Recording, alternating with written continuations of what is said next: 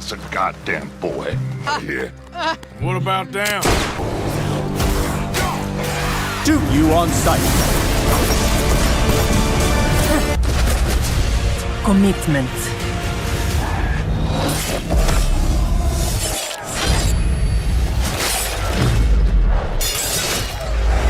Back in 2018, we were blown away by lifelike pores, realistic motion capture, and reflections that adjusted in real time. Fast forward to today, and guess what? We've still got those same features, except now they come bundled with ghosting, input lag, flickering, and sub-60 FPS gameplay. Even with the beefiest GPUs on the market. What happened?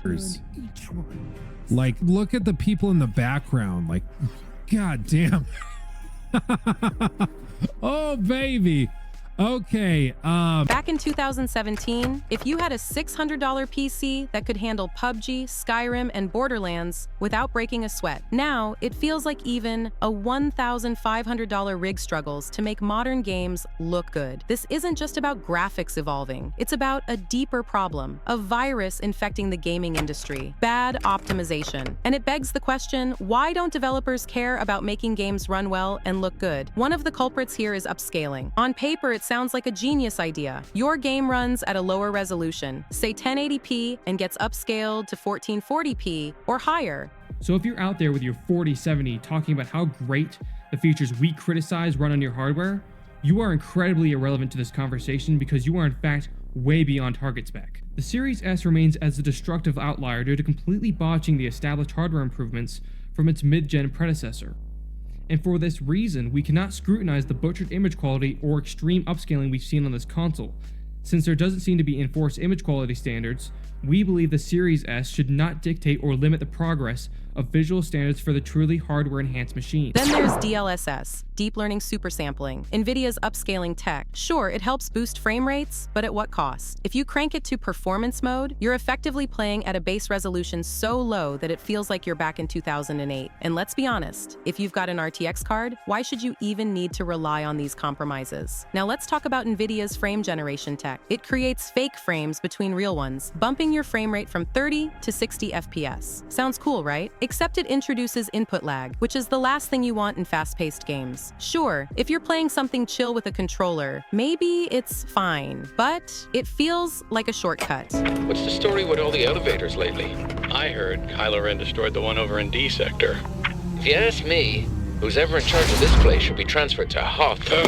Ray-tracing. The term alone conjures images of breathtakingly realistic lighting, lifelike reflections, and shadows so natural you feel like you could step into the screen. It was supposed to be a revolution, the future of gaming. But here we are, 6 years after its grand debut, asking a tough question. Were we tricked into adopting ray-tracing too soon? For gamers, ray-tracing promised unparalleled immersion, a way to make virtual worlds indistinguishable from reality. But as the hype faded and the dust settled, cracks began to show. Sure, some games dazzled us with cutting-edge visuals, but others left us wondering, is this it? Worse, there's a growing suspicion that ray tracing isn't just a tool for enhancing graphics, it's a shortcut for developers to cut corners and call it progress. Does ray tracing truly benefit us, the players, or is it just another shiny buzzword designed to sell GPUs and inflate marketing campaigns? And what about the performance cost? Are we sacrificing gameplay fluidity for reflections we barely notice in the heat of battle? Ray tracing as a concept isn't new. It's been a staple in CGI and animation for decades.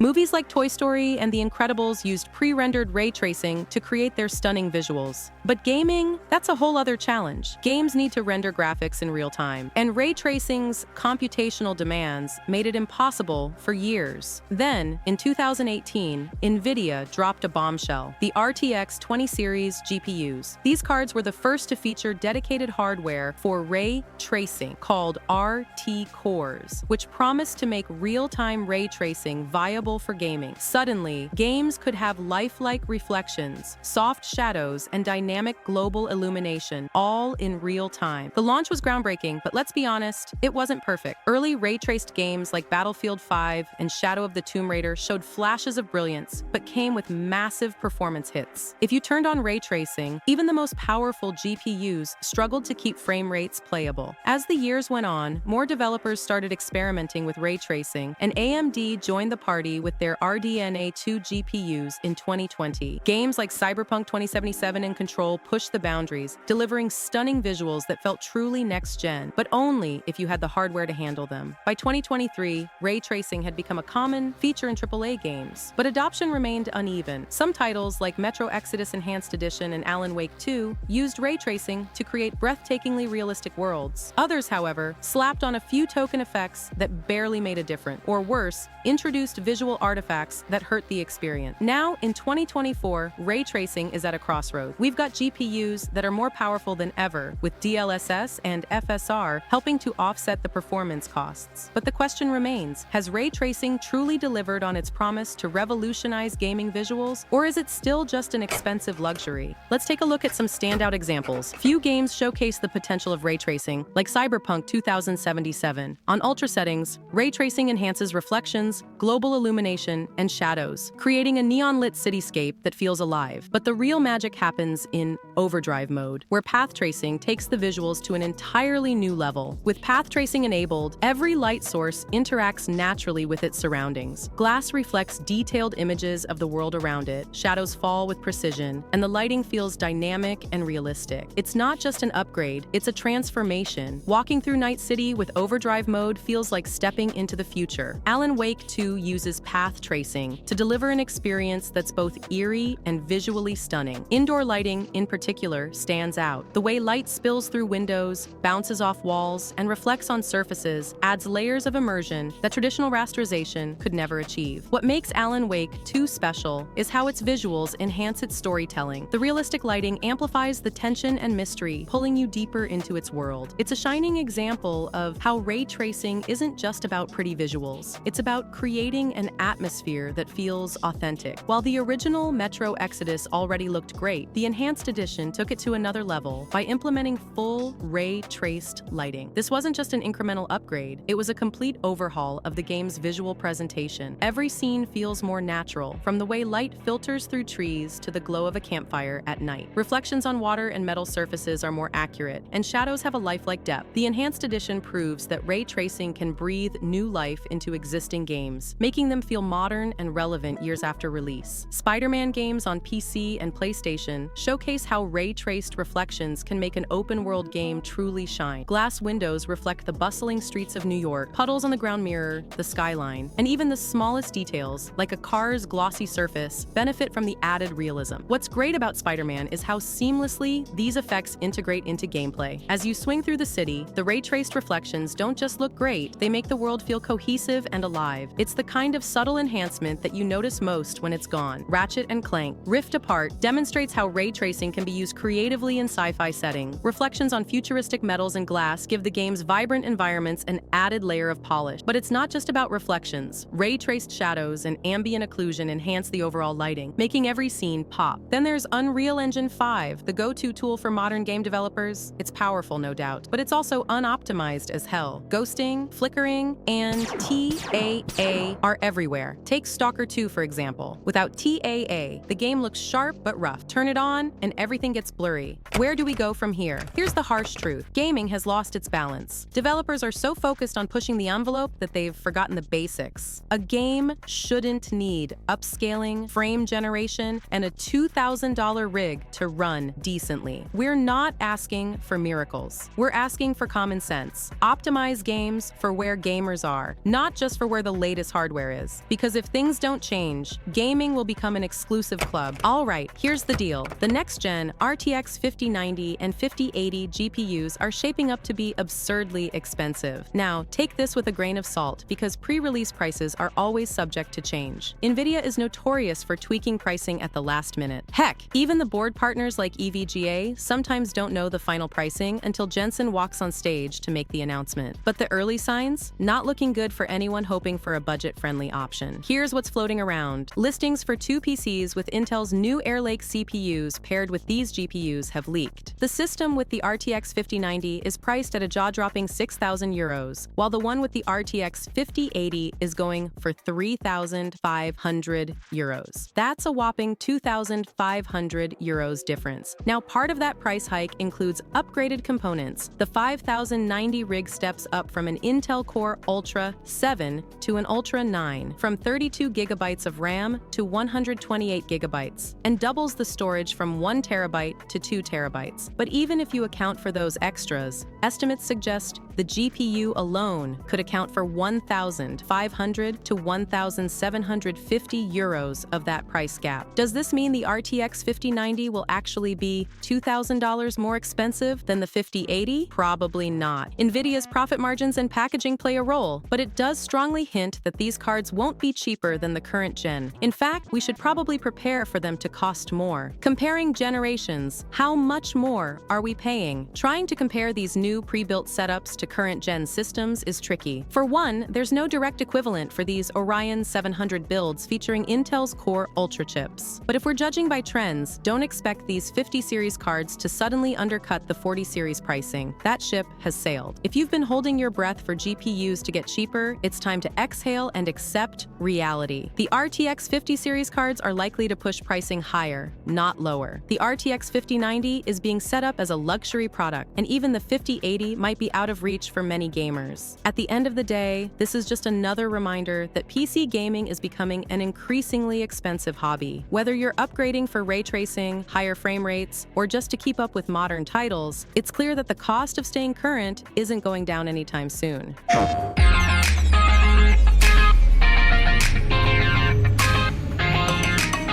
And honestly, in 2025, the PS5 Pro is starting to look like a way more appealing option. At $700, it's not exactly cheap, but compared to the nightmare pricing of the RTX 50 series cards, it feels downright reasonable. The Pro's hardware has been specifically designed with features like ray tracing in mind, thanks to the GPU upgrade that Mark Cerny himself championed over boosting the CPU. Now I know what you're thinking. Yeah, but the PS5 Pro uses PSSR and it's not as good as DLSS. Look, let's be real here. The PS5 Pro is a full package. You're getting upgraded graphics, improved RAM, a lightning-fast SSD, a 2 terabytes of ultra-fast storage capacity, all for $700. And yes, that includes a DualSense controller. For what it costs, the PS5 Pro delivers games that look and run insanely well for a $700 piece of plastic. Compare that to spending upwards of $2,000 on a high-end PC, where you'll still have to rely on DLSS and frame generation to keep most of your games running smoothly. At this price point, the Pro feels like a steal, a console that punches well above its weight while staying within reach of most gamers' budgets.